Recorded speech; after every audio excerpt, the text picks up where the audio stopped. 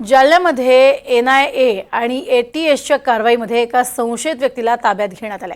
सकाळी 4 वाजल्यापासून ही कारवाई सुरू आहे।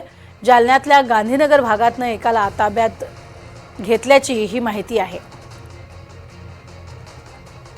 छत्रपती संभाजीनगर आणि मालेगाव इथे ही कारवाई सुरू असल्याची ही माहिती मिळते।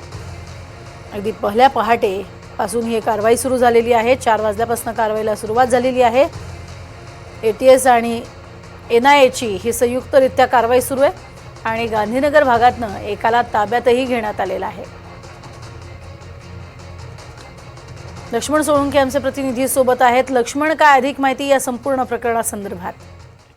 प्रज्ञा, आपण बघू शकतो निश्चितपणे सकाळी 4 वाजल्यापासून जालना शहरातल्या गांधीनगर भागात ATS आणि NIAच्या संयुक्त पथकाकडून ही कारवाई सुरू आहे। एका जणाला ताब्यातही घेतलेला आहे। देशविरोधी कारवाईत या कार्यकर्त्याचा सहभाग असल्याची माहिती समोर आलेली आहे। त्याचबरोबर संभाजीनगर आणि मालेगावातही ATS आणि NIAच्या पथकाकडून ही कारवाई केली जात असल्याची माहिती समोर आलेली आहे। त्याचबरोबर देशभरातल्या राज्यातील अनेक ठिकाणी आज NIA आणि ATS कडून ही कारवाई केली जात असल्याची माहिती समोर आलेली आहे।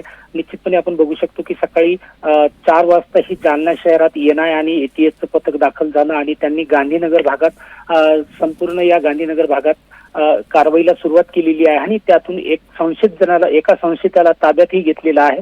प्रज्ञा, नक्कीच तुर्तास धन्यवाद या संपूर्ण माहितीसाठी लक्ष्मण।